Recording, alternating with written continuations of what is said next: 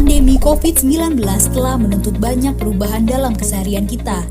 Dari keharusan mencuci tangan yang rajin, etika batuk dan bersin, hingga belajar dan bekerja di rumah, serta menghindari keramaian.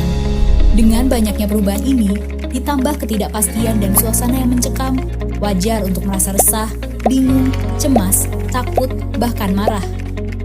Namun di saat seperti ini, penting untuk kita menjaga kesehatan, baik fisik maupun mental. Stres dan perasaan negatif berlebihan dapat berakibat buruk pada daya tahan tubuh, membuat kita jadi lebih mudah sakit. Maka itu, selain terus berupaya menerapkan pola hidup sehat, kita juga perlu menjaga mental kita. Beberapa anjuran yang dapat dilakukan untuk menghindari stres dalam situasi pandemik. 1. Jaga jarak fisik, tapi jangan putus silaturahmi. Saat ini kita memang dianjurkan untuk menjaga jarak fisik atau physical distancing untuk menghindari percikan batuk atau bersin yang berpotensi membawa virus. Akan tetapi, menjaga jarak fisik bukan berarti mengisolasi diri secara sosial. Kita dapat terus menjalin silaturahmi dengan memanfaatkan teknologi seperti sambungan telepon dan video call, saling bertukar pesan, atau melalui media sosial. Anda pun tetap boleh bertukar sapa atau mengobrol dengan tetangga dan orang di sekitar. Tapi hindari kontak fisik seperti bersalaman, berpelukan, mencium tangan atau pipi, dan jaga jarak 1-2 meter saat berinteraksi. 2. Batasi konsumsi berita atau informasi. Apabila Anda mulai merasa stres berlebihan setelah menonton, membaca, atau mendengar berita mengenai pandemi COVID-19, maka sangat dianjurkan untuk membatasi konsumsi informasi. Caranya antara lain, jangan habiskan waktu Anda di depan televisi atau membaca media sosial sepanjang hari. Batasi waktu untuk mencari informasi mengenai COVID-19 hanya 1-2 jam per hari saja. Hindari akun, sumber informasi, atau jenis berita yang meresahkan. Fokus pada informasi yang positif dan berguna bagi Anda dan keluarga. 3. Cari informasi dari sumber yang terpercaya. Utamakan sumber yang memang memiliki otoritas dalam permasalahan ini. Agar tidak termakan hoax, berita bohong, atau misinformasi yang menyesatkan, upayakan untuk selalu mengecek informasi yang Anda dapatkan pada sumber terpercaya. Misalnya, website resmi gugus tugas COVID-19, website resmi penanggulangan COVID-19 milik Pemda setempat, atau hotline center Corona. Jangan mudah percaya pada informasi yang tersebar di media sosial atau platform chatting bila tidak memiliki sumber yang terpercaya atau bersifat opini dan rumor. Hindari juga menyebarkan informasi yang belum dicek kebenarannya, agar tidak menyebabkan kepanikan. 4. Alihkan perhatian dan energi Anda pada aktivitas yang menenangkan diri. Kecemasan, ketakutan, bahkan perasaan tidak berdaya sangat wajar dirasakan saat ini. Akan tetapi, upayakan untuk tidak terlalu terhanyut. Cari kegiatan positif yang dapat membuat Anda dan orang terdekat merasa lebih tenang. Memasak, membaca, mendengarkan musik, berolahraga ringan, atau merapikan tempat tinggal dapat membantu untuk mengalihkan perhatian. Jangan lupa untuk terus beribadah dan berdoa guna menenangkan hati. Apabila dibutuhkan, ungkapkan perasaan Anda pada keluarga, teman, atau orang yang Anda percayai. 5. Fokus dalam berbuat kebaikan dan menyebarkan energi positif untuk sekitar. Setiap kita mengalami tantangan dan kendala yang berbeda-beda saat ini. Mari tetap fokus dalam berbuat kebaikan, melakukan hal-hal positif, dan saling bantu untuk sama-sama menghadapi pandemik ini. Saat ini, pemerintah sedang berusaha keras untuk mengatasi berbagai permasalahan yang terjadi akibat pandemi COVID-19. Kerjasama dan kedisiplinan masyarakat untuk menaati arahan dan aturan sangat penting agar kita dapat bersama mengatasi wabah ini. Tetap tenang dan berwaspada. Bersama, kita lawan virus corona.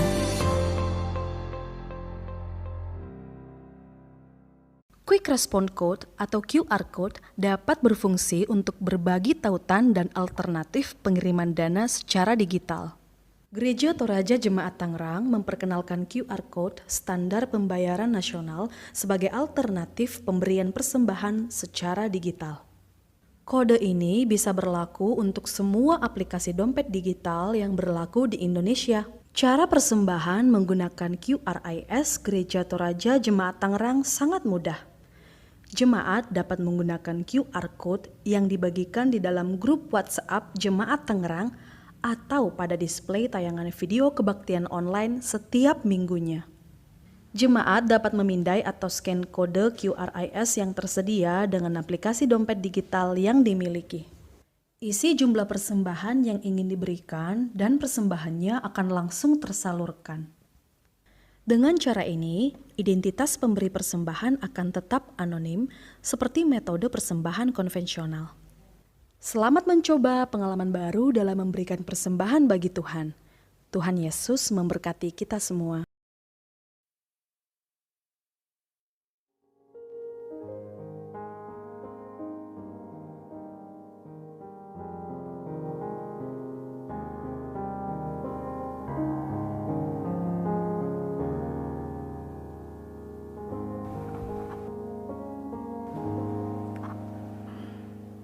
Shalom Bapak Ibu, selamat pagi, selamat hari Minggu. Selamat mempersiapkan diri untuk bersekutu dalam ibadah Minggu pada hari ini.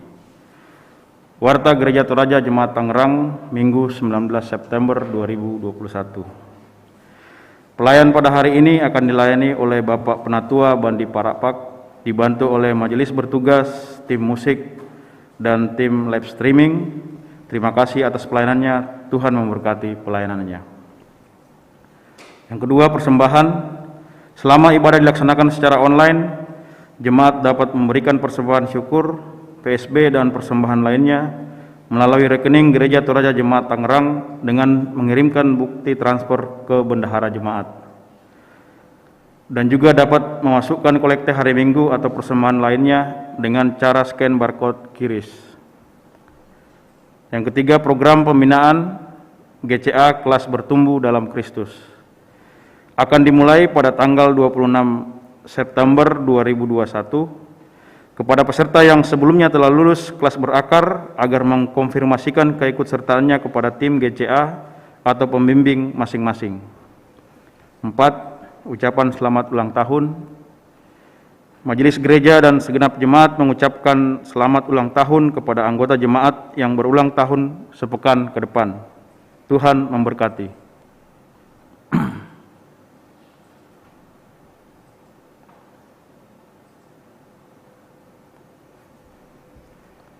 Yang kelima, anggota baru.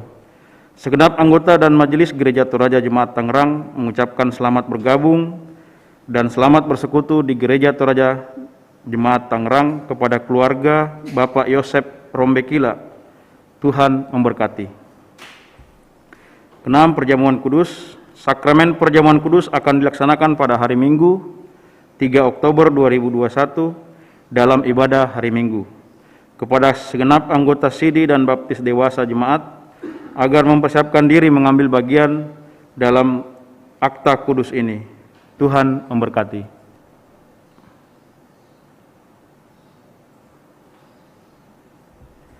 Sekian warta jemaat, selamat beribadah.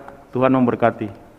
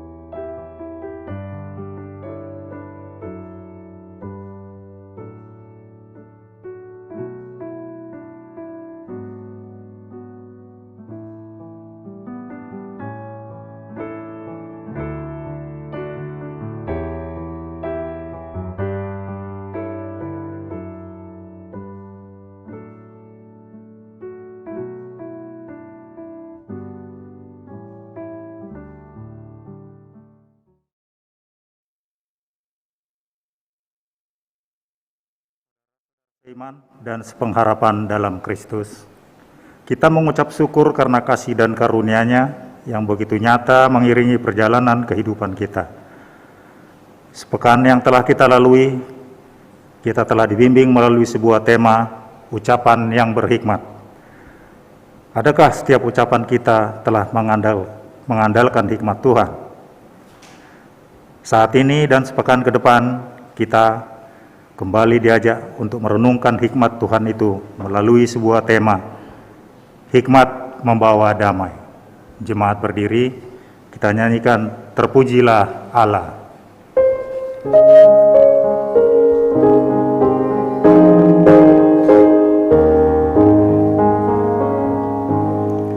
Terpujilah hikmat-Nya besar, begitu kasih-Nya untuk dunia cemara, sehingga diberikan Putra-Nya kudus, mengangkat manusia serta menebus. Pujilah, pujilah, buatlah dunia bergemar, bergemar, mendengar suaranya. Dapatkanlah demi Putra-Nya, dipuji padanya sebab hikmat-Nya.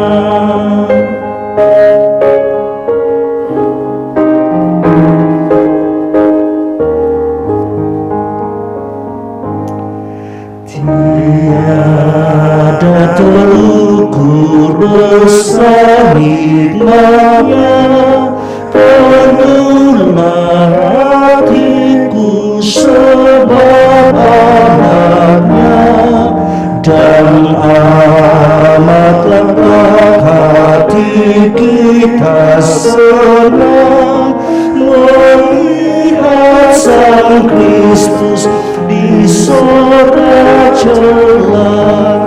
Pujilah, pujilah, buatlah dunia bergemar, bergemar, mendengar suaranya. Dapatkanlah Allah demi Putra-Nya, beri puji padanya sebab hikmat-Nya.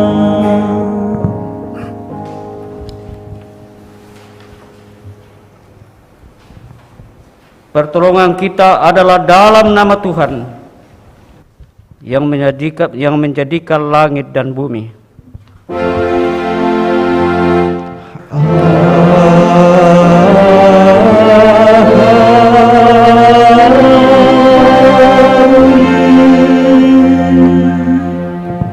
Salam kepadamu dari segala orang kudus.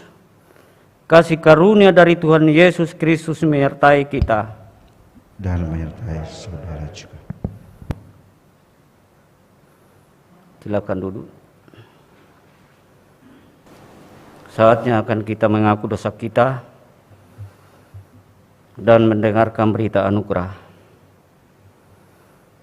Ya Tuhan, Engkau mengajarkan kami menjadi pembawa damai, tetapi seringkali kami menjadi pembawa kebencian. Engkau mengajarkan kami menjadi pembawa cinta kasih, tetapi seringkali kami menjadi pembawa penghinaan. Engkau mengajarkan kami menjadi pembawa hikmat, tetapi seringkali kami menjadi pembawa ketidakbahagiaan. Kini kami datang kepadamu memohon pengampunan.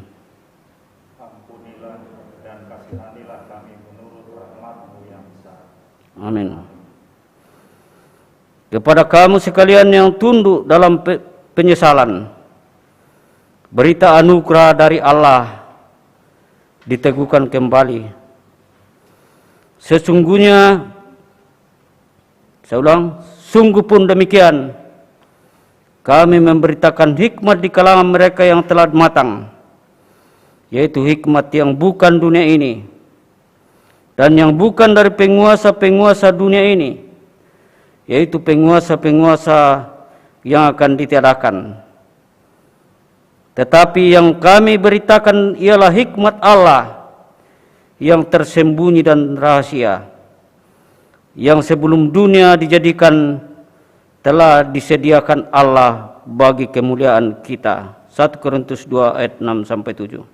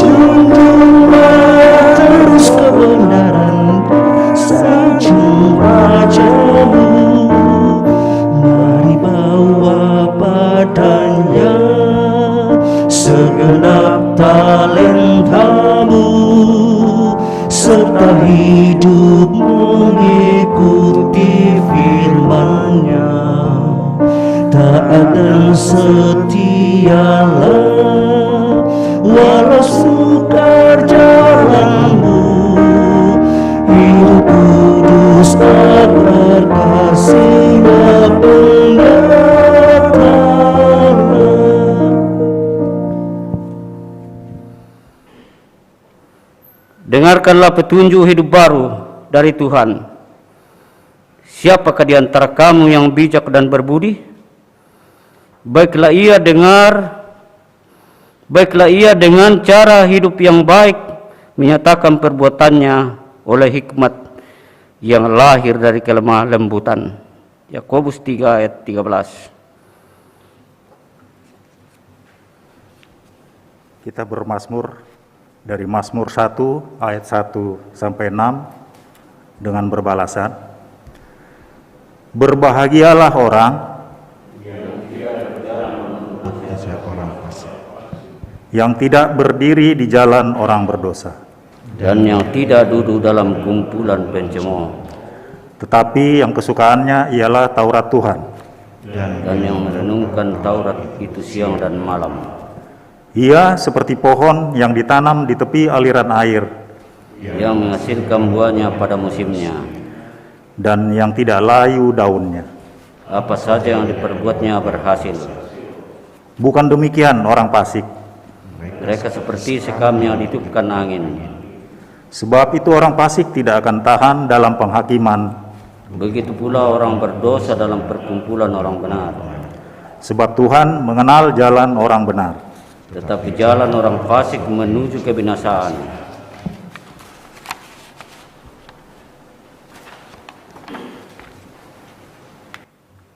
Sebelum kita membaca firman Tuhan, mari kita mohon pertolongan Roh Kudus untuk menuntun kita, sehingga firman Tuhan yang akan disampaikan menjadi berkat buat kita semua. Kita berdoa. Ya Bapa di surga, sungguh kami berbahagia pada pagi hari ini, karena kami boleh datang ke hadapan hadirat-Mu untuk memuji membesarkan nama-Mu. Di hari-hari yang telah lalu, kami sungguh-sungguh tetap berada dalam pemeliharaan Tuhan, sehingga kami semua, baik itu yang ada di ruangan ini saat ini, maupun saudara-saudara yang ada di rumah masing-masing, semua jemaat Gereja Toraja Tangerang yang mengikuti ibadah hari ini, biarlah Roh Kudus menuntun hamba, menuntun juga mereka semua di dalam beribadah kepadamu. Kami percaya bahwa Roh Kudus akan bekerja, akan menuntun kami semua untuk melaksanakan ibadah ini, karena hanya kemuliaan bagi nama Tuhan. Oh Bapa di surga, hamba-Mu yang akan membawakan firman-Mu saat ini, kiranya Tuhan menuntun hamba dengan kuasa Roh Kudus. Karena siapakah hamba ini? Hamba adalah manusia yang lemah, yang sangat berkekurangan. Oleh karena itu, tuntun hamba-Mu sehingga mendapatkan menyampaikan firman-Mu dengan baik. Karena nama Tuhan dimuliakan. Dan firman akan disampaikan menjadi firman yang hidup di dalam setiap jemaat-Mu, di dalam setiap kami yang ada saat ini. Terima kasih Bapa di surga. Kami akan membaca firman-Mu dan merenungkannya. Biarlah kuasa-kuasa yang akan menghalangi kami jauh dari kami Tuhan, sehingga kami sungguh-sungguh dapat menikmati firman-Mu. Berfirmanlah Tuhan, karena kami anak-anak-Mu siap mendengarnya. Di dalam nama Tuhan Yesus, kami berdoa kepada Allah Bapa di surga. Amin.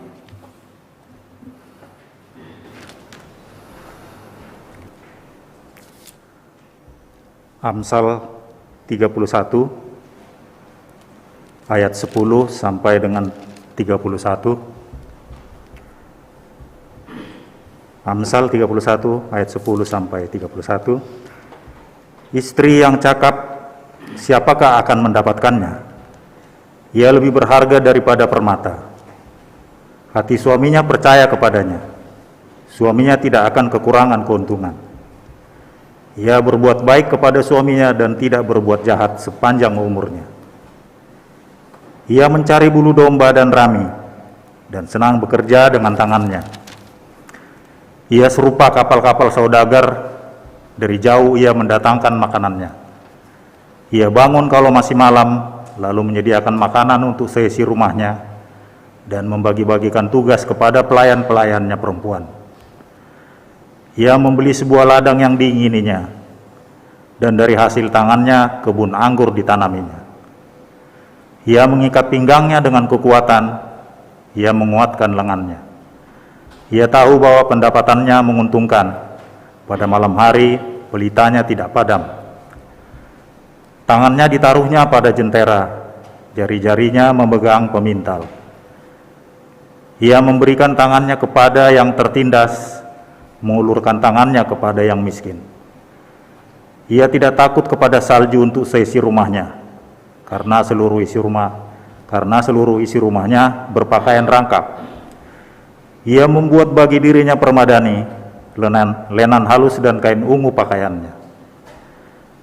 Suaminya dikenal di pintu gerbang kalau ia duduk bersama-sama para tua-tua negeri. Ia membuat pakaian dari lenan dan menjualnya. Ia menyerahkan ikat pinggang kepada pedagang. Pakaiannya adalah kekuatan dan kemuliaan. Ia tertawa tentang hari depan. Ia membuka mulutnya dengan hikmat. Pengajaran yang lemah lembut ada di lidahnya. Ia mengawasi segala perbuatan rumah tangganya. Makanan kemalasan tidak dimakannya. Anak-anaknya bangun dan menyebutnya berbahagia. Pula suaminya memuji dia. Banyak wanita telah berbuat baik, tetapi kau melebihi mereka semua. Kemolekan adalah bohong dan kecantikan adalah sia-sia. Tetapi istri yang takut akan Tuhan dipuji-puji. Berilah kepadanya bagian dari hasil tangannya. Biarlah perbuatannya memuji dia di pintu-pintu gerbang. Demikian firman Tuhan.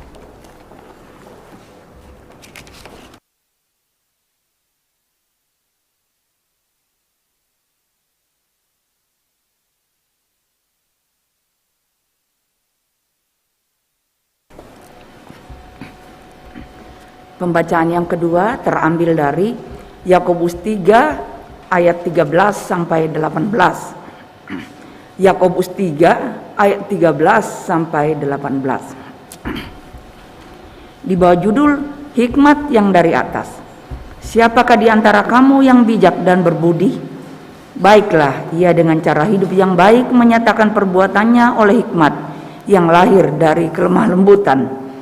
Jika kamu menaruh perasaan iri hati dan kamu mementingkan diri sendiri, janganlah kamu memegahkan diri dan janganlah berdusta melawan kebenaran. Itu bukanlah hikmat yang datang dari atas, tetapi dari dunia, dari nafsu manusia, dari setan-setan. Sebab di mana ada iri hati dan mementingkan diri sendiri, di situ ada kekacauan dan segala macam perbuatan jahat. Tetapi hikmat yang dari atas adalah pertama-tama murni, selanjutnya pendamai, peramah, penurut, penuh belas kasihan, dan buah-buah yang baik, tidak memihak dan tidak munafik. Dan buah yang terdiri dari kebenaran ditaburkan dalam damai untuk mereka yang mengadakan damai. Demikian firman Tuhan. Haleluya.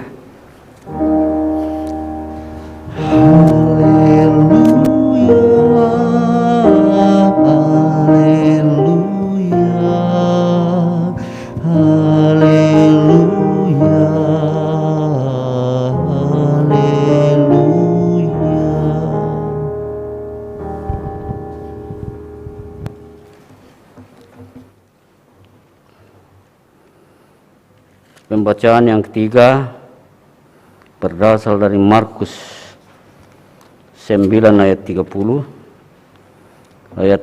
sampai 31. Markus 9 ayat 30 sampai 37. Ya.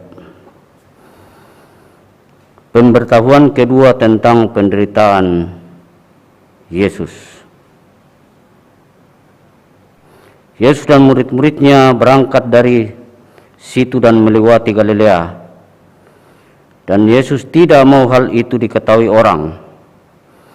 Sebab ia sedang mengajar murid-muridnya, ia berkata kepada mereka, Anak manusia akan diserahkan ke dalam tangan manusia, dan mereka akan membunuh dia.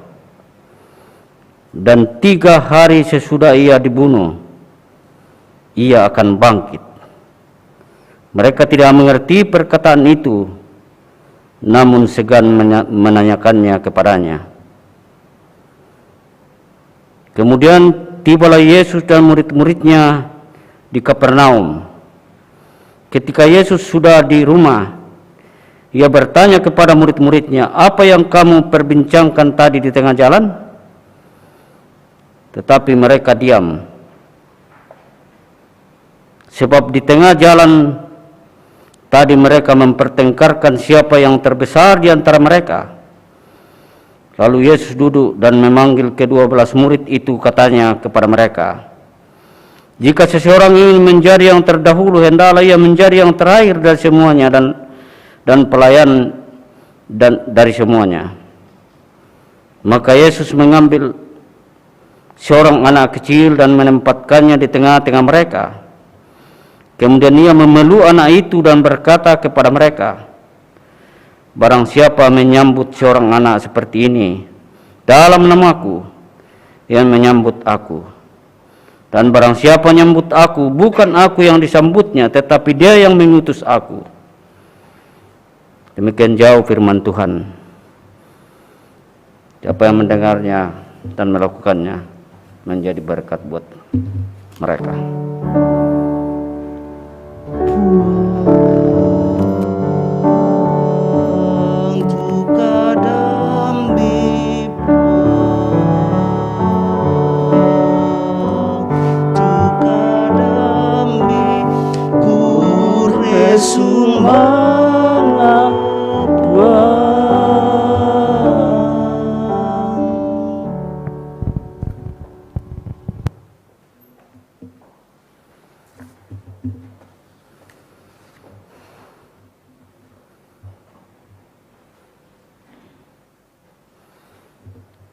Selamat pagi.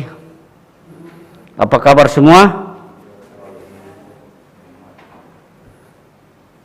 Ada damai di hati? Luar biasa. Termasuk saudara-saudara kita yang di rumah yang mengikuti ibadah hari ini, tentu saja ada damai di hati. Tema kita hari ini sungguh tema yang luar biasa. Hikmat membawa damai. Hikmat membawa damai. Kalau dipikir-pikir, kalau tidak ada hikmat, bisa dipastikan bahwa tidak ada kedamaian.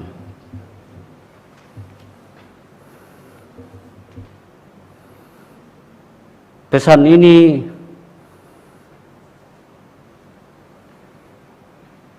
menjadi pesan yang sangat dalam maknanya buat kita dan terutama Jemaat Gereja Toraja Tangerang.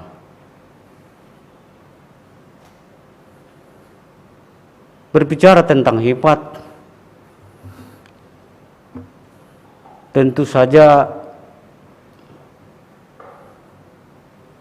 setiap orang diberi hikmat.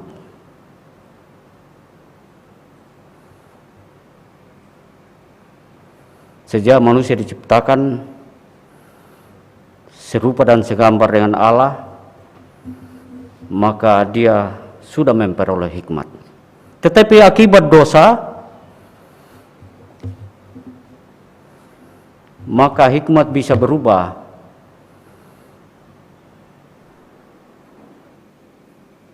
menjadi hikmat yang berasal dari dunia.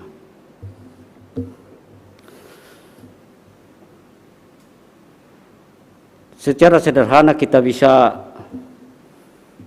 melihat dalam kehidupan sehari-hari, orang yang suka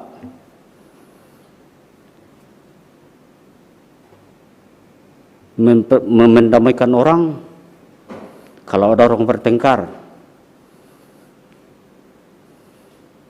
itulah orang-orang yang punya hikmat. Orang berhikmat senang bergaul, bercengkrama dengan sesama. Biasanya orang seperti ini dicari-cari orang kalau dia sudah tidak ada.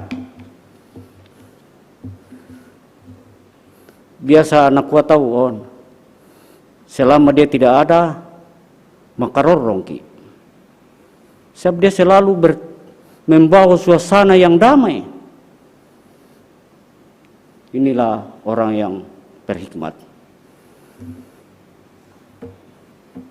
Saudara-saudara yang kasih dalam Tuhan, ada yang mendefinisikan hikmat seperti ini. Hikmat itu adalah suatu kualitas, kecakapan atau kecerdasan yang diberikan Tuhan kepada manusia. Memang betul ya? Yang lebih tinggi nilainya dari kemampuan intelektual itu sendiri, yang mengatur jalan hidup manusia sehari-hari secara praktis dan terampil, serta membawa manusia pada keberhasilan hidup untuk memuliakan Allah. Hikmat selalu bersahabat dengan kebenaran, berpihak pada realitas atau fakta, dan mendatangkan kehidupan damai sejahtera, bukan kematian. Itu didefinisikan oleh Kompasiana, saya ambil dari sana. Jadi hikmat itu adalah suatu kualitas kecakapan yang diberikan Tuhan kepada manusia, kepada kita semua, yang lebih tinggi nilainya dari kemampuan intelektual itu sendiri. Banyak orang pendidikannya tinggi sekali ya, S1, S2, S3, profesor, tapi belum tentu berhikmat. Inilah yang dimaksud dengan melampaui atau lebih tinggi nilainya daripada pengetahuan apapun di dunia ini. Tapi orang mungkin bertanya, bagaimana kalau orang kampung yang tidak berpendidikan? Dia juga memiliki hikmat. Kita bisa buktikan, biasa kalau di kampung dulu itu, dan itu ketua adat biasanya kalau ada masalah dalam kampung, pertengkaran dalam kampung, berselisih, mereka bisa memutuskan perkara itu dengan baik. Orang berhikmat, orang kampung ini. Jadi tidak harus orang pintar atau berpendidikan yang punya hikmat. Dari awal saya sudah katakan bahwa sejak manusia diciptakan sudah diberi hikmat. Jadi jangan sampai kita berpikir bahwa Tuhan mana ya Tuhan, itu bisa berhikmat. Semua manusia termasuk kita.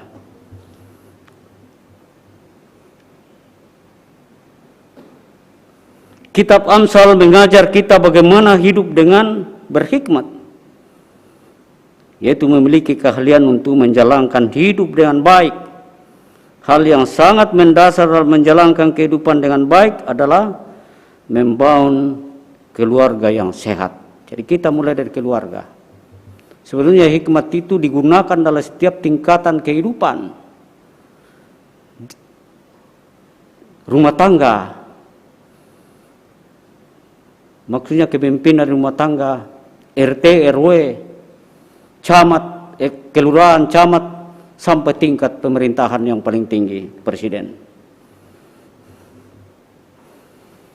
Maka dikatakan tadi bahwa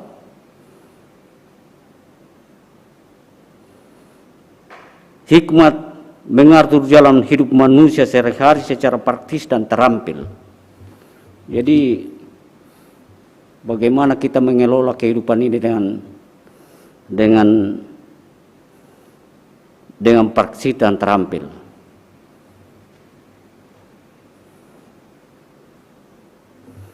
Dari Amsal bacaan kita yang pertama tadi, Amsal 31 ayat 10 sampai 31, mengungkapkan puji-pujian terhadap kecakapan seorang istri yang berhikmat dalam menata rumah tangganya dengan sangat baik dan telaten.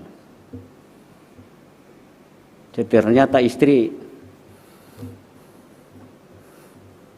biasa orang bilang cerewet istri, tapi ternyata ini di tahun-tahun yang lalu saya pernah menonton sinetron, suami saya takut istri.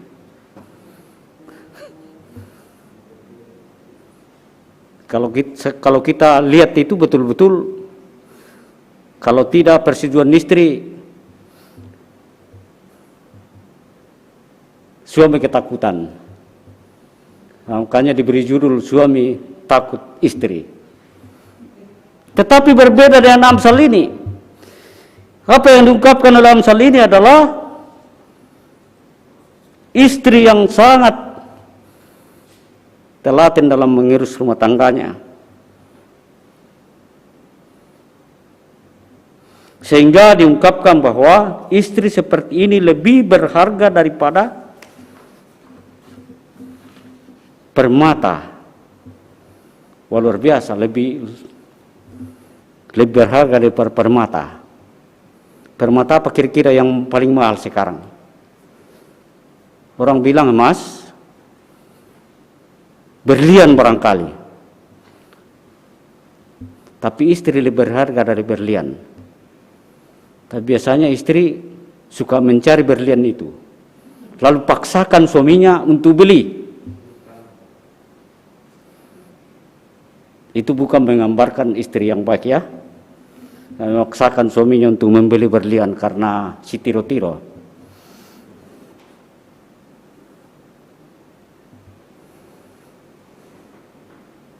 Suaminya tidak akan kekurangan keuntungan.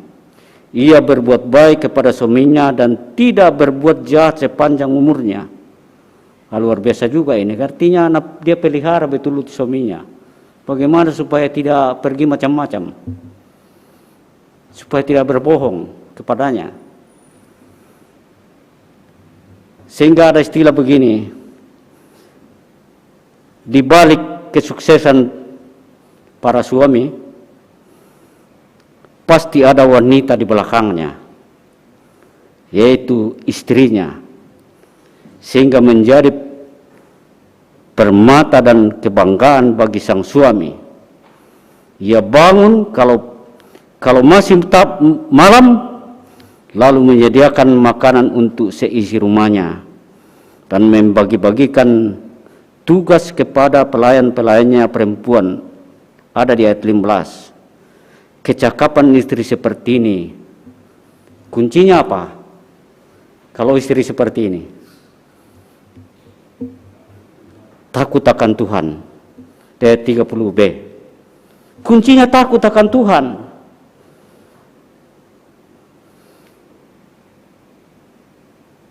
Jadi jelas diungkapkan di sini bahwa keberhasilan suami itu didukung oleh istrinya. Tapi tidak dalam bahasa Toraja tak enak pengasuh kumua si cari uang sebanyak-banyaknya supaya kita juga seperti orang lain. Nah pengasuh salah. Tapi bagaimana mendukung suaminya supaya karirnya bisa meningkat. Bukan dengan segala macam cara ya. Saudara-saudara yang kasih dalam Tuhan, dalam bacaan kita yang kedua, di sana akan terungkap betul bahwa ternyata hikmat itu bukan dari atas saya atau dari Allah, tetapi dari dunia. Nah itu yang saya sampaikan tadi, bahwa banyak penyimpangan akibat dosa. Yang diakibatkan oleh dosa, maka manusia banyak berbuat kesalahan. Dari Yakobus 3 ayat 13 sampai 18, Yakobus memaparkan dengan jelas hikmat dari atas dan hikmat dari dunia. Jadi ada pertentangan yang tajam di situ bahwa hikmat dari atas dan hikmat dari dunia itu jauh sekali. Yakobus memulai dengan pertanyaan, siapakah di antara kamu yang bijak dan berbudi? Yakobus mengajak kita untuk memeriksa diri kita sendiri, apa kita bijak dan berbudi yang bisa ditunjukkan dalam cara hidup yang baik dari hikmat yang kita miliki. Jadi sekali lagi kita punya hikmat ya, setiap orang punya hikmat. Hikmat dari atas lahir dari kelembutan. Hikmat dari atas mampu mengendalikan diri. Sebagai contoh, mampu mengendalikan amarah kita sendiri dan dengan sadar menghadapi amarah orang lain. Jadi itu hikmat dari atas, lemah lembut. Bukan berarti lemah lembut itu lemah ya lebay ya. Tapi hikmat yang dalam kelembutan, di dalam kelembutan ada kasih, ada ketegasan. Bukan lemah lembut yang apa namanya ya, apa bang mana pokada tahu. Musalah diturui bang, diikuti saja. Sedangkan hikmat dari dunia lahir dari kepahitan atau iri hati. Sangat jelas di sini ya. Jadi Yakobus memberi perbandingan ini antara hikmat dunia dan hikmat dari atas. Sehingga jelas nanti bahwa hikmat yang mana yang membawa damai itu, membawa ketenangan hidup itu. Hikmat dari dunia menghasilkan iri hati dan kepahitan. Berbicara tentang hikmat ini atau iri hati dalam perwujudannya adalah cemburu. Tentu saja tidak bisa dipungkiri kita semua pernah mengalami apakah jadi objek atau sasaran iri hati dari orang lain atau sebaliknya kita yang iri hati kepada orang lain. Rasa iri hati ini bisa melanda siapa saja dan di mana saja. Iri hati berasal dari perasaan tidak puas terhadap diri sendiri karena melihat keberadaan atau keberhasilan orang lain. Itu yang mengakibatkan iri hati. Sehingga manusia yang pertama mati karena iri hati adalah Habel dari saudara kakaknya sendiri. Itu iri hati karena melihat dia berhasil, sukses. Tidak ada kedamaian kan? Hikmah dari dunia yang kedua itu mementingkan diri sendiri.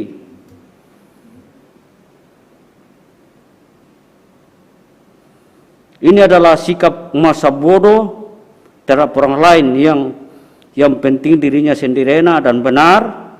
Ini bisa mewujudkan diri dalam hal jasmani. Misalnya pada waktu makan bersama kita mengambil makanan yang enak. Jadi barakasa sangat nate. Kita duluan makan terus tak mulai sisan tahu kita tidak akan sisakan orang. Kita ambil yang enak-enak semua. Biasanya di orang kawin itu biasa begitu ditumpu-tumpu ternyata dibuang. Tidak habis makanan itu. Ya misalnya atau barakasa teh. Tidak memikirkan orang lain. Kasihan yang di belakang nanti tidak ada bagian. Tetapi ini juga bisa mewujudkan diri dalam hal rohani. Misalnya kalau kita hanya memperhatikan kerohanian diri sendiri. Yang penting saya rajin beribadah, belajar firman Tuhan, berbuat teduh, bersaat teduh, melayani dan sebagainya. Tapi tidak peduli orang di sekitar kita atau di keluarga kita sendiri, rajin juga kok. Rajin juga. Dia kita tidak peduli, biarin aja kalau dia mau ikutlah. Tidak mementingkan diri sendiri.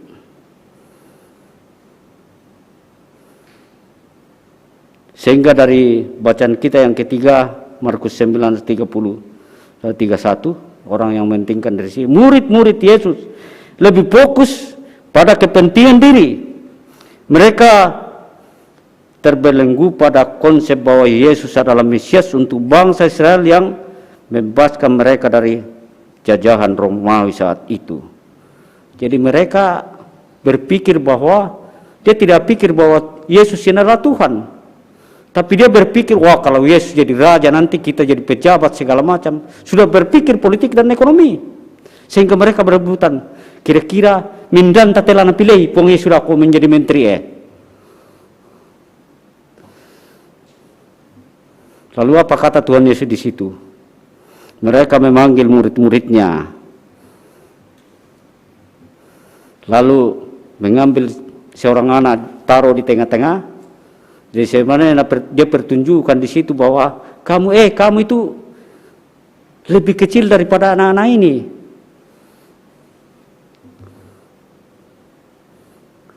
Hal-hal yang kamu belum pikirkan kamu sudah lakukan. Ini orang-orang yang berpikiran untuk mementingkan di sini siapa yang terbesar di antara kita ini. Ini artinya menunjukkan bahwa ketika nantinya mereka berpikir bahwa kalau Yesus nanti jadi raja, maka saya jadi perdana menterinya. Mungkin itu pikiran-pikiran mereka yang menyimpang. Hikmah dari dunia yang ketiga, memegahkan diri. Memegahkan diri tampaknya menjadi karakteristik khas hikmat dari dunia. Keinginan kita untuk menjadi nomor satu dan agar orang lain mengenal kita. Kita memegahkan diri terhadap orang lain. Memegahkan diri tampaknya tidak menjadi sikap yang saleh. Hal ini sering dikaitkan dengan harga diri dan kesombongan. Jadi menonjolkan diri dalam arti etirona, lihat saya, siapa saya. Kadang-kadang banyak orang berpikiran seperti itu. Tar kamu tandai semua anu nado mi kampung. Orang-orang seperti ini memegahkan diri kayak begitu ya, adalah kesombongan. Hikmat yang keempat, hikmat dari dunia yang keempat, berdusta melawan kebenaran. Bersaksi dusta sama dengan berbohong. Artinya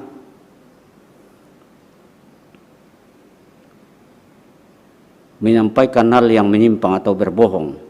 Jadi kalau dipanggil pengadilan, lalu di situ bersaksi dusta, itu tidak boleh. Itu hikmat dari dunia. Supaya orang dihukum ini berat, dibayar, lalu bersaksi dusta. Banyak kejadian itu. Dipanggil, kau betul-betul lihat kejadian itu, dia membunuh atau tidak? Tapi dibayar, dibilang, iya saya lihat betul, mata kepala saya. Wah, ini betul-betul kejahatan yang luar biasa. Itu hikmat dari dunia. Tadinya saya berpikir bahwa itu hikmat dari dunia, ternyata dari keempat hikmat dari dunia ini berasal dari nafsu manusia dan setan-setan. Jadi berasal dari setan. Sebab di mana diri hati dan mementingkan diri sendiri, di situ ada kekacauan dan segala macam perbuatan jahat. Salah satu alasan yang menyebabkan kekacauan dunia ialah karena manusia telah menolak hikmat yang berasal dari Allah.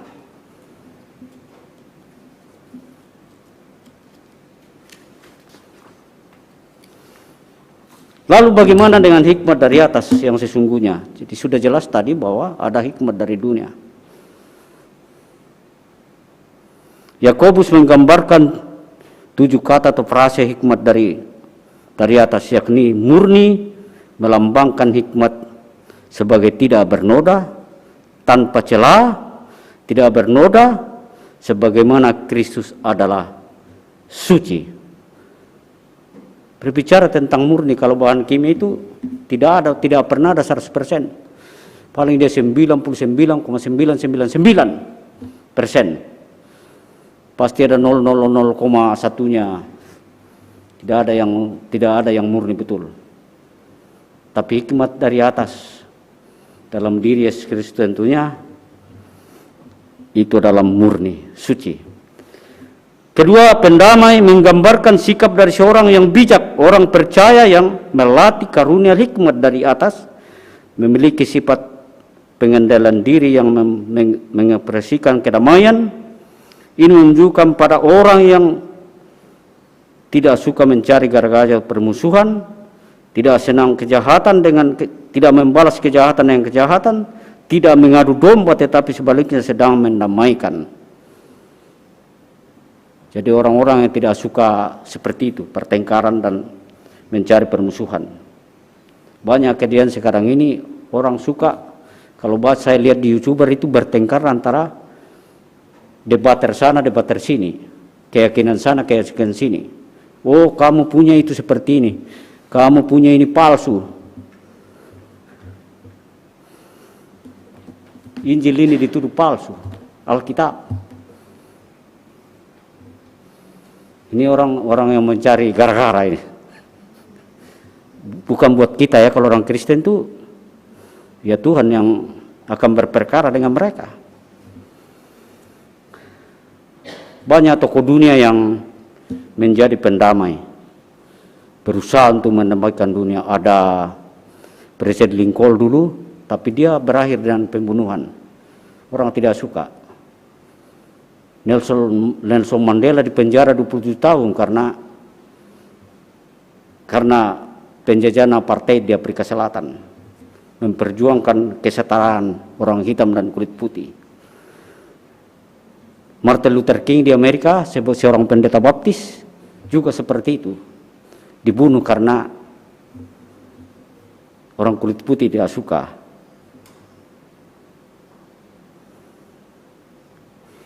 dan tokoh yang paling terkenal sebagai pendamai yang tidak ada tandingannya di dunia ini ialah Yesus Kristus yang rela mengorbankan dirinya agar manusia dapat mendamaikan, agar manusia dapat diperdamaikan dengan Sang Penciptanya. Barang siapa yang menerima Dia tidak akan binasa. Yohanes 3 ayat 16. Hikmat dari atas yang ketiga yang pertama menggambarkan sikap orang bijak yang lebih mendahulukan atau mengutamakan orang lain daripada dirinya sendiri. Orang seperti ini biasanya santun, sopan, periang, dan supel. Contoh kalau dalam barisan antri makan di kantin, ini saya pengalaman ini. Kalau dia lihat saya lebih mungkin gerakan saya gestur tubuh agak lapar, dia katakan, go ahead, silakan duluan Pak. Wah, luar biasa ini orang seperti ini. Ini orang peramah. Duluan.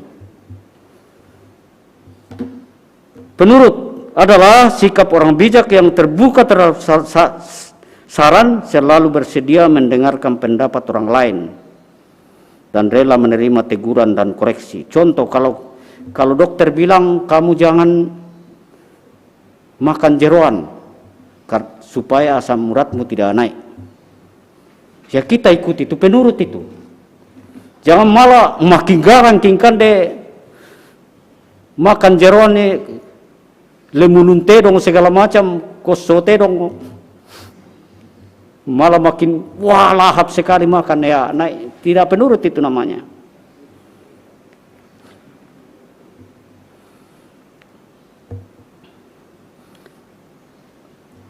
Orang-orang seperti ini yang penurut itu, dia punya komitmen yang baik. Saudara, bahwa kita sekarang kita selesai mengikuti GCA berakar dengan baik, dan kita akan masuk ke dalam kelas bertumbuh. Nantinya yang ada kekurangan-kekurangan di GCA berakar ditingkatkan nanti supaya kita punya komitmen yang baik, supaya kita menjadi penurut-penurut firman. Ya, kita punya komitmen yang baik. Tanggal 26 hari Minggu depan kita mulai. Tuhan berkati supaya ini berjalan dengan baik, supaya gereja ini sesuai dengan visi misinya, gereja yang visioner ke depan. Selanjutnya, penuh belas kasihan dan buah-buah adalah merupakan atribut orang bijak yang menjangkau orang-orang yang di sekitarnya. Orang yang memiliki hikmat dari atas akan mempraktekkan firman Tuhan. Bila kita menaruh belas kasihan karena Tuhan telah memberi teladan bagi kita dan Ia mengharapkan kita meniru Dia. Orang bijak penuh dengan belas kasihan dan berbuat kebaikan. Dilakukan markatama itu.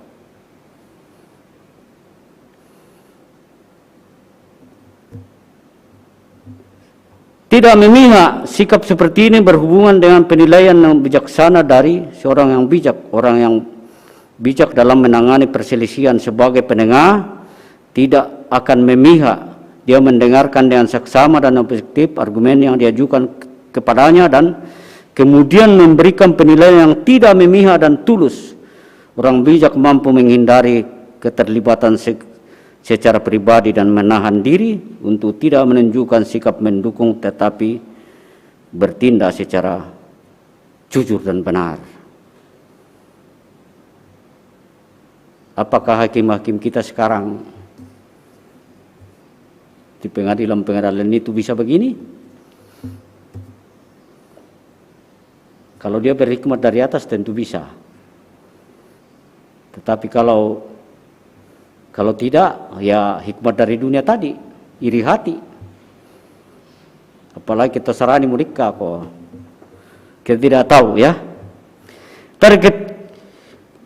Kemudian yang ketujuh, tidak munafik. Sikap seperti ini berhubungan dengan kejujuran, artinya tidak bermuka dua, tidak suka bersandiwara. Apakah saudara sering bersikap manis kepada seseorang padahal saudara tidak menyenanginya? Nah, ini yang paling banyak terjadi dalam hidup kita ini.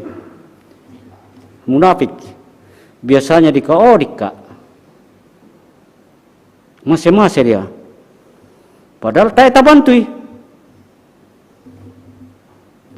Bahasanya itu seolah-olah kasihan, tetapi dia tidak suka. Di belakang baru dia bilang, lo na ya biar, yang nak kami rekesada nak buat dia. Mimo Pak Adi namo. Ini orang yang munafik ini yang seperti ini.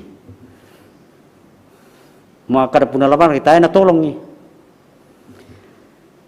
Saudara-saudara yang kekasih dalam Tuhan, dari ketujuh ini, hikmat ini Allah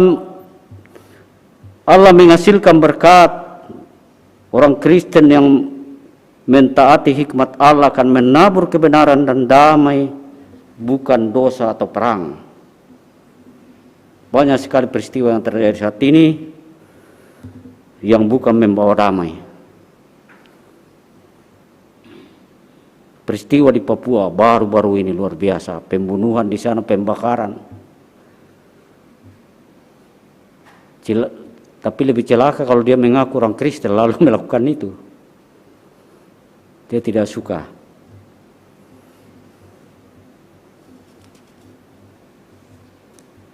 Yakobus mengingatkan kita ketika menghadapi masalah atau pencobaan berupa perlunya hikmat untuk memahami masalah tersebut. Hikmat itu telah Allah sediakan bagi kita, tanda kemurahannya diberikan pada setiap orang, setiap kita yang meminta dengan iman. Hikmat yang berasal dari pemberian Allah memampukan kita untuk memahami masalah yang kita hadapi. Apa rencana Tuhan, bagaimana kita bersikap, bertindak, memutuskan masalah, apa yang kita pelajari saat itu, apa yang Tuhan mau kita ubah untuk kita berubah menjadi semakin dewasa di dalam dunia ini. Hikmat dari Allah akan terpancar dalam gaya hidup keseharian yang tercermin dalam sikap yang menunjukkan keramahan, kedamaian, dan lemah lembut, tindakan yang berbelas kasih dan berbuah kebaikan, dan dalam menilai persoalan yang dapat dengan bijaksana. Sebagaimana buah kita kenali dari pohonnya, dari buahnya lah kamu akan mengenal mereka. Dapatkah orang mengumpulkan buah-buah anggur dari semaduri dan buah-buah ara dari tumbuh-tumbuhan berduri? Namun dalam realita kehidupan keseharian kita, melihat masih banyak orang Kristen yang tidak membawa damai dan tidak berbuah kebaikan. Nah, itu yang terjadi, retorika saja. Damai, damai, damai, peace. Tapi tidak ada ketenangan. Apakah ada ketenangan di negeri ini? Kalau orang mau demo-demo, mataku mau kita, waktu pomo tadi. Tapi orang katakan peace, damai. Dan sebagai penutup bahwa pengajaran hikmat yang berdasar firman Tuhan membangun hidup yang berkelimpahan secara jasmani dan rohani, yakni hidup damai dan sejahtera di dunia. Pengajaran hikmat dari firman Tuhan adalah tugas panggilan pendidikan yang sangat relevan bagi setiap keluarga orang Kristen dan gereja untuk membangun orang dan bangsa yang berpengetahuan dan berakal budi, sehingga peace itu ada atau damai itu ada. Damai biasa saya lebih tenang tinggal di desa di sana, tidak ada kekacauan di sana. Emang betul. Kalau di kota ini wah macam-macam, sebentar-sebentar ada kekacauan. Itu semua dikabarkan karena hikmat dari dunia yang mempengaruhi umat manusia. Demikian firman Tuhan. Tuhan Yesus memberkati. Amin.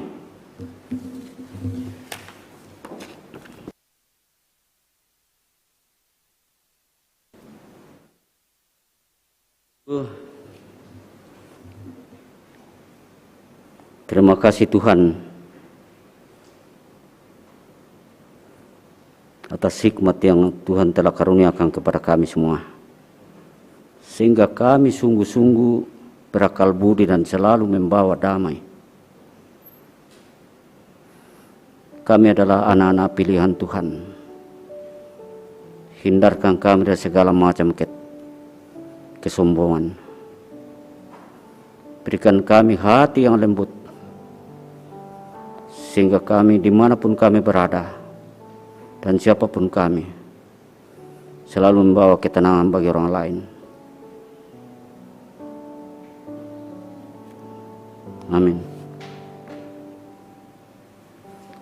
Mari kita masuk dalam doa Bapa kami. Kita bersama-sama. Bapa kami yang di surga, dikuduskanlah namamu, datanglah kerajaanmu, jadilah kehendakmu di bumi seperti di surga. Berikanlah kami pada hari ini makanan kami yang secukupnya, dan ampunilah akan kesalahan kami, seperti kami juga mengampuni orang yang bersalah kepada kami. Dan jangan membawa kami ke dalam pencobaan, tetapi lepaskanlah kami daripada yang jahat. Karena Engkaulah yang punya kerajaan dan kuasa dan kemuliaan sampai selama-lamanya. Amin.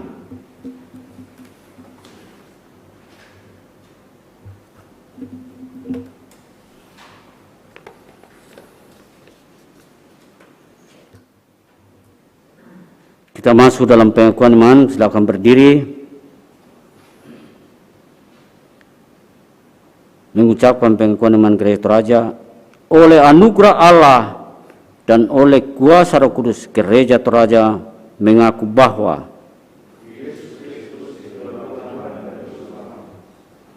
pengakuan ini dijabarkan dalam pengakuan Gereja Toraja bahwa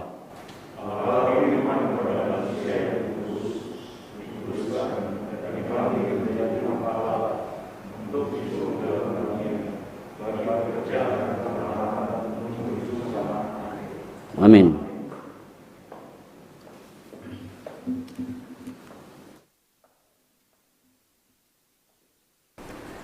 Kita memberikan persembahan kita dengan mendasarkannya pada Mazmur 67 ayat 4. Kiranya bangsa-bangsa bersyukur kepadamu, ya Allah, kiranya bangsa-bangsa semuanya bersyukur kepadamu. Kita menyanyi dari Kidung Jemaat 298, selama bumi didiami.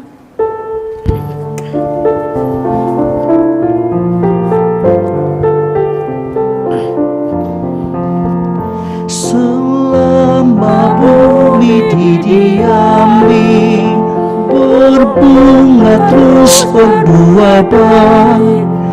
Engkau ya Allah Bapa, kami sembah syukur padamu naik.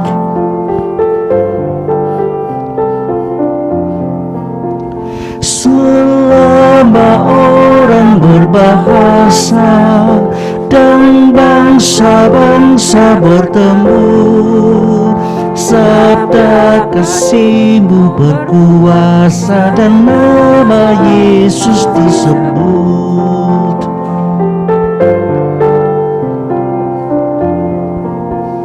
Burung di langit Kau suapi, bunga di ladang berseri. Tak usah kami pun khawatir, seluruh hidup Kau beri.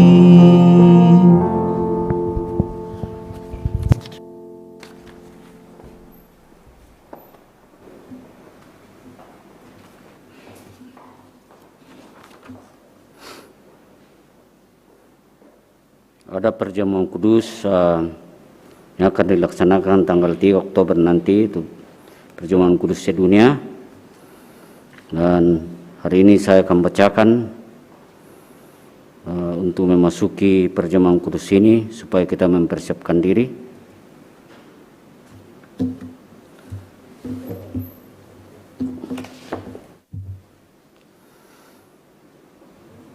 Saudara-saudara yang dikasihi Tuhan, minggu depan kita akan mengadakan perjamuan kudus, maksudnya tanggal 3 Oktober.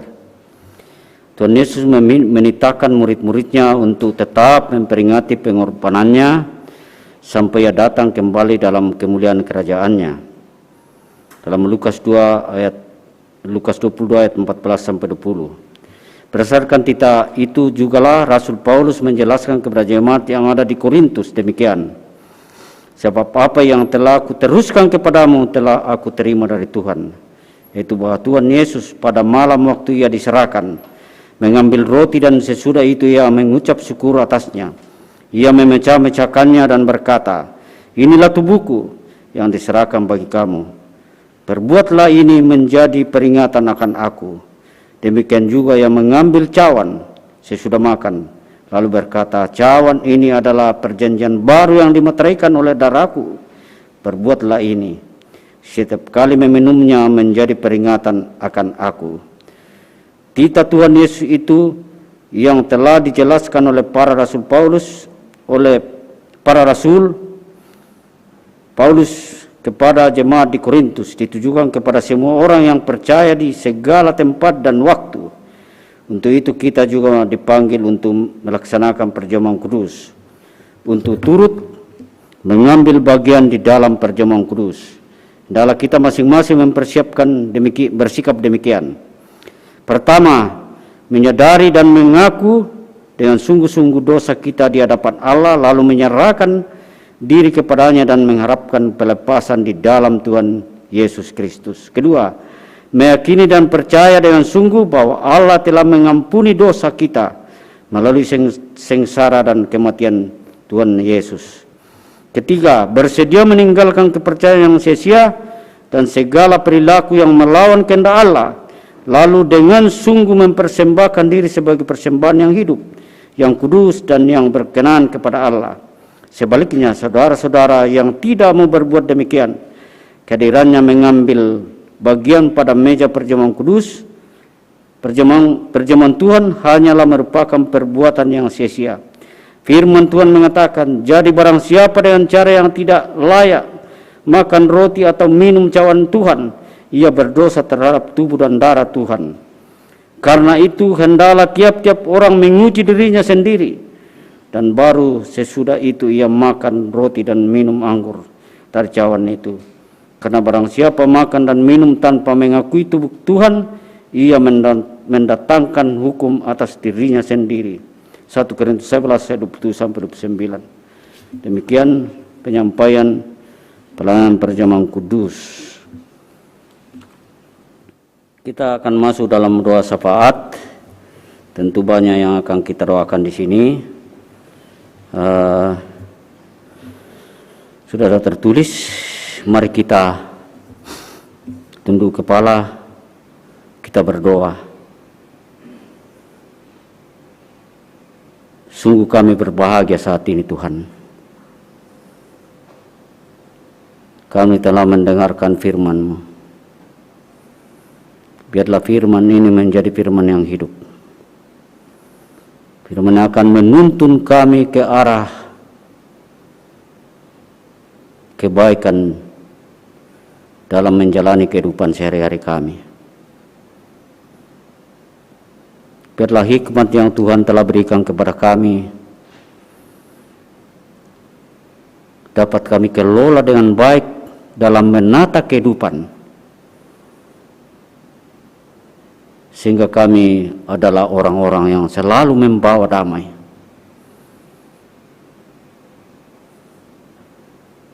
Tuhan, biarlah apa yang telah kami dengarkan benar-benar memberikan kami suasana yang damai dan menjadi anak-anak Allah. Seperti yang diungkapkan Yesus dalam Matius 5 ayat 9. Berbahagialah orang yang membawa damai karena dia akan disebut anak-anak Allah. Luar biasa Tuhan. Biarlah kami jadi anak-anak Allah ketika kami selalu membawa kedamaian, baik di dalam kehidupan sehari-hari, kehidupan rumah tangga, kehidupan dimanapun kami berada, kehidupan berjemaat di sini. Biarlah kami saling merindukan satu dengan lain, bahwa kasih-Mu ada di dalam hati dari setiap kami, sehingga kami saling tetap berkomunikasi dengan baik. Biarlah hikmat itu terpancar di dalam kehidupan kami, sehingga sukacita dan damai sejahtera ada dalam setiap diri kami dan rumah tangga kami semua, terutama jemaat Gereja Tangerang, Toraja Tangerang, baik yang ada di sini maupun di rumah saat ini. Jangkauan kasih Tuhan ada bersama dengan saudara-saudara sekalian, dan bagi kami di sini tentu luar biasa kami mendengarnya dengan baik.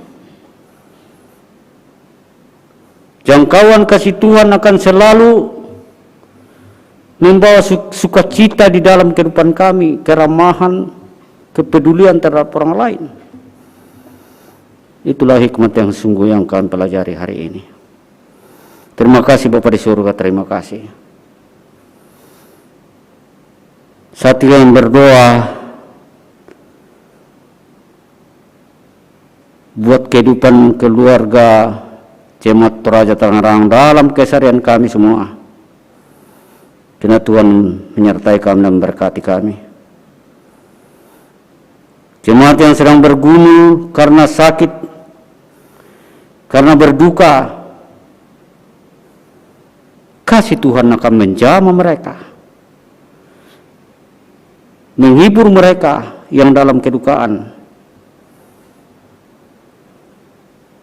Secara khusus buat keluarga almarhum Kristina Aritonang, tante dari Bapak Penatuan Res Parlangan, dan keluarga almarhum Wiliana Embong Bulan, sepupu dari Mama El.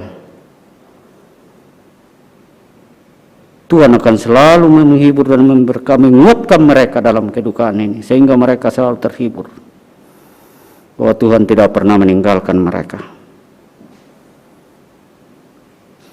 Secara khusus kami juga berdoa buat orang tua kami, Papa di kampung yang saat ini terbaring lemah karena sakit stroke, Nenek Sinta.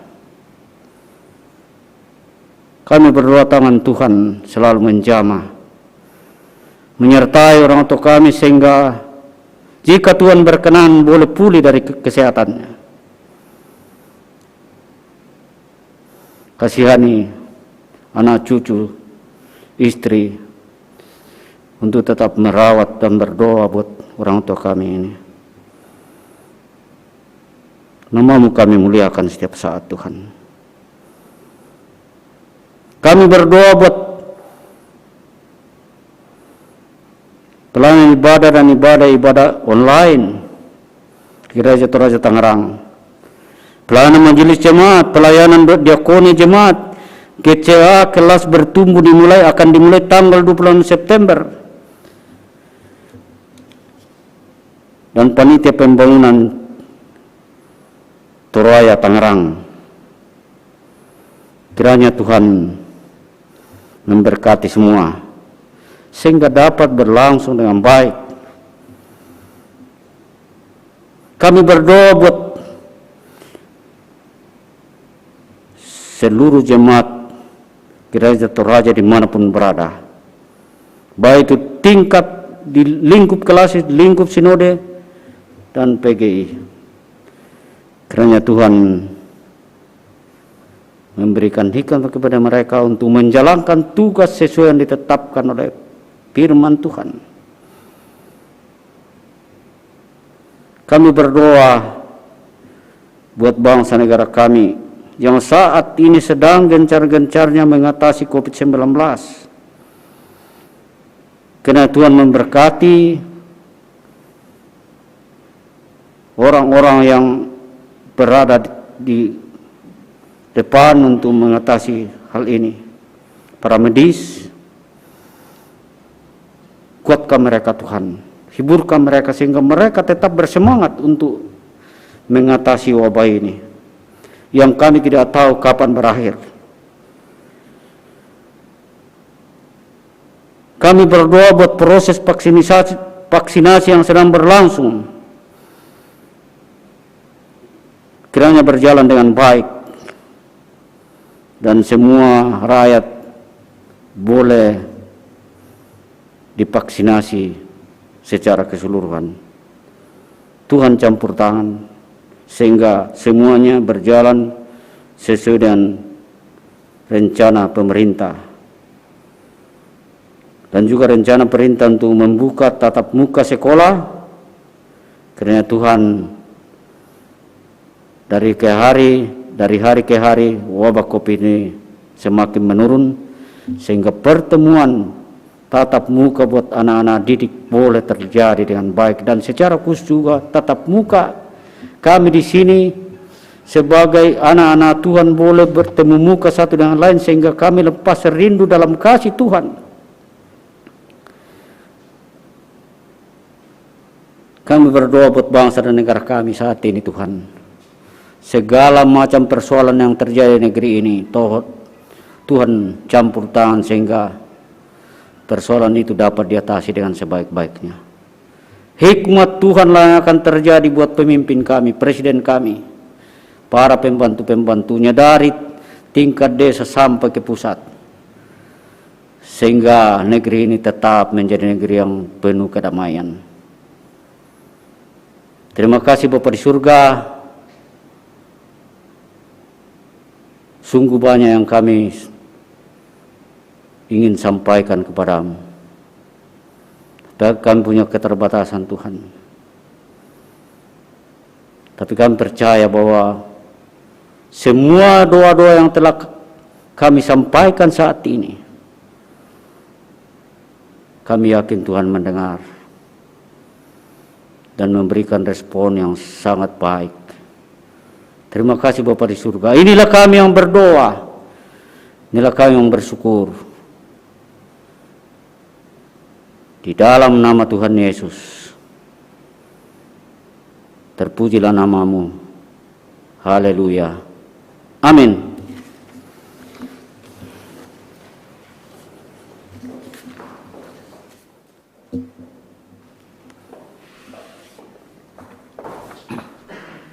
Kita masuk ke dalam pengutusan dan berkat. Jemaat yang dikasihi Tuhan, sebelum kita menerima pengutusan dan berkat, marilah kita memuji Tuhan dari nyanyian jemaat, Tersembunyi Ujung Jalan.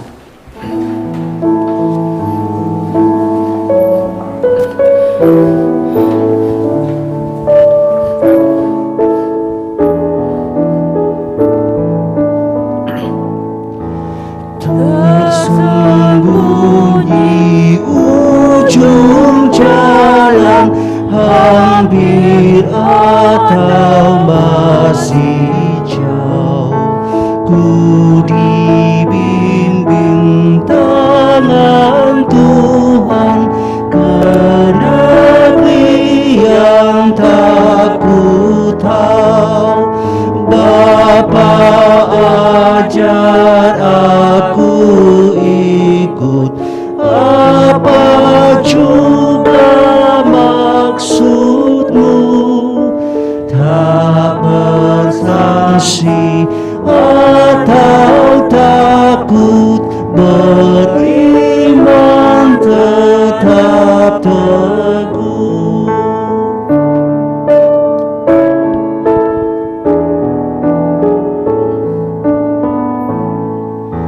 Tuhan janganlah biarkan ku tentukan nasibku, berilah hanya ku dengarkan keputusan hikmat-Mu. Aku ini pun selaku kanak-kanak yang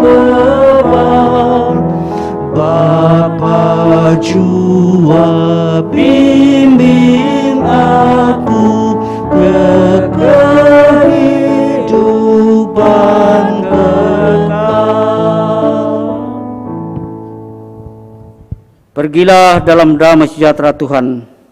Lakukanlah firman Tuhan yang saudara-saudara sudah dengarkan.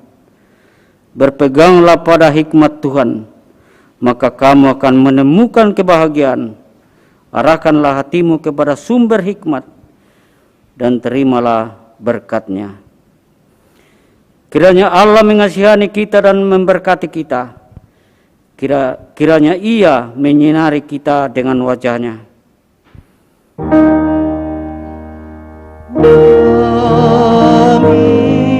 amin,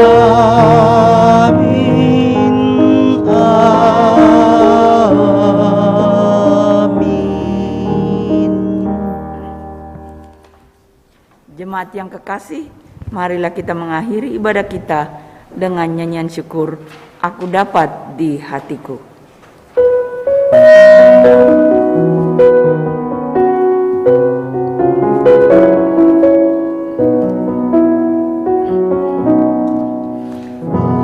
Dapat di hatiku mutiara yang bermain, Tuhan Yesus kawan karib, takkan lagi tercerai.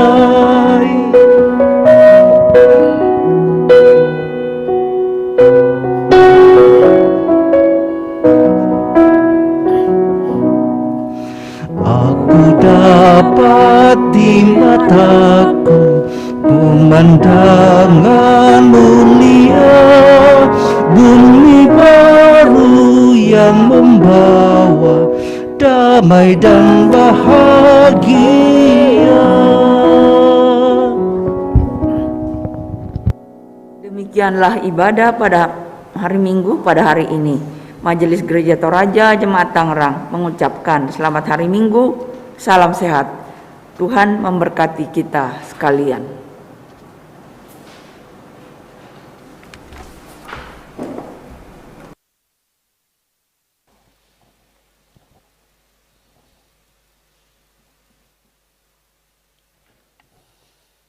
Ibadah hari ini di Jemaat Gereja Toraja Tangerang, puji Tuhan berlangsung dengan baik. Dan saya sebagai pembawa firman hari ini, puji Tuhan juga walaupun masih banyak kekurangan, tapi saya percaya Tuhan yang menyempurnakannya. Dan semua yang terlibat dalam acara ibadah ini, dari song leader, musik, majelis yang mendampingi, juga pada teman-teman live streaming, terpujilah nama Tuhan karena kita sungguh-sungguh melaksanakannya dengan penuh semangat, dan ke depan tentunya akan tetap berlangsung seperti ini dengan baik. Kami juga bersyukur kehadiran Pak Pendeta Sabara dan Ibu, saudara-saudara sekalian. Ya,